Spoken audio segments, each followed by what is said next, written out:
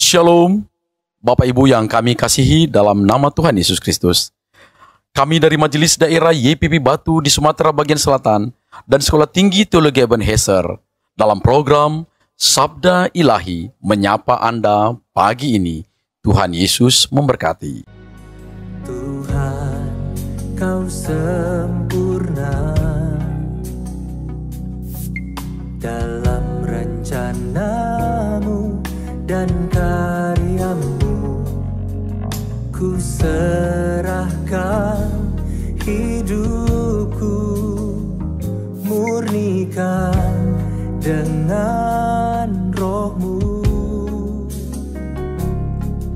Tuhan, Kau sempurna dalam rencana-Mu dan karya-Mu. Ku serahkan hidupku, murnikan dengan Roh-Mu. Hidupku menggenapi firman-Mu, tanda mujizat sertai tiap langkahku. Kau bersamaku, di dalamku, jadi bukti kebesaran-Mu. Shalom Bapak Ibu, Saudara-saudara yang berkati oleh Tuhan. Selamat pagi untuk kita semua. Pada pagi hari ini kita akan merenungkan kebenaran firman Tuhan yang terambil di dalam Amsal pasal yang ketiga, ayat yang ke-27 sampai yang ke-28. Beginilah firman Tuhan. Janganlah menahan kebaikan daripada orang-orang yang berhak menerimanya, padahal engkau mampu melakukannya. Janganlah engkau berkata kepada sesamamu, pergilah dan kembalilah, besok akan kuberi, sedangkan yang diminta ada padamu. Bapak Ibu Saudara yang berkati oleh Tuhan, dari firman Tuhan yang kita baca ini, saya ingin memberikan kita tema, yaitu jangan menahan kebaikan. Bapak Ibu Saudara yang berkati oleh Tuhan, pengamsal pada pagi hari ini menasehatkan kita, menegur kita bahwa kita adalah orang-orang yang percaya sama Tuhan, dan orang-orang yang mengalami Tuhan tentu saja mengalami berkat-berkat yang daripada Tuhan. Maka Bapak Ibu Saudara yang berkati oleh Tuhan, melalui tema kita di atas tadi, jangan menahan kebaikan, ada 3 alasan yang kita akan renungkan.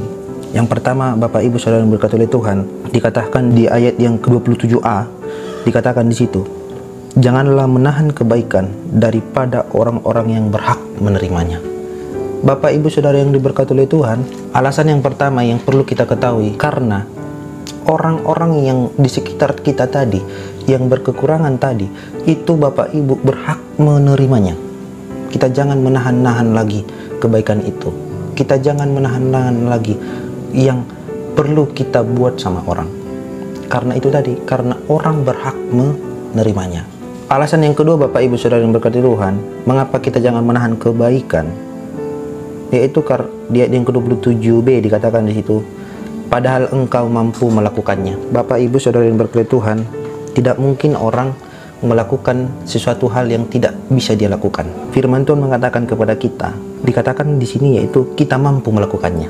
Jadi di dalam diri kita ada potensi besar untuk menjadi berkat, untuk memberikan kebaikan itu kepada orang lain.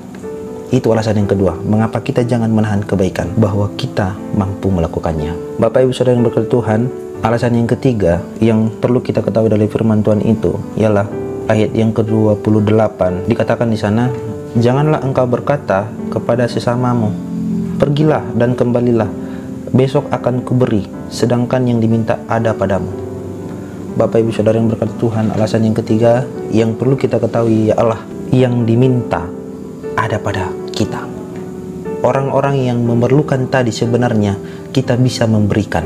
Di poin yang ketiga ini memperjelas kepada kita bahwa kita memiliki apa yang diminta orang tersebut.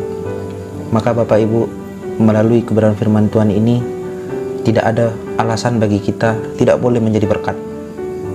Atau jangan kita menahan kebaikan-kebaikan yang kita alami.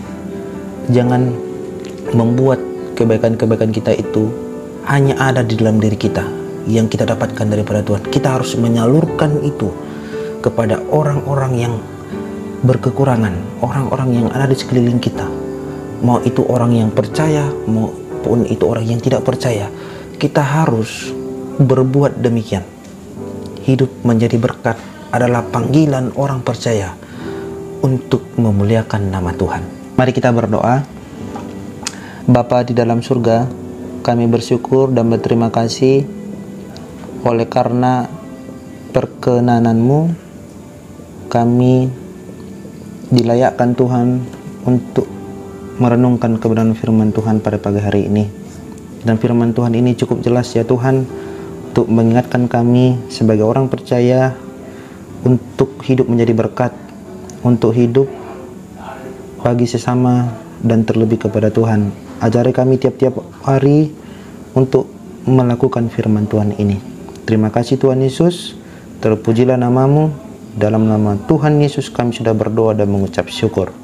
Amin.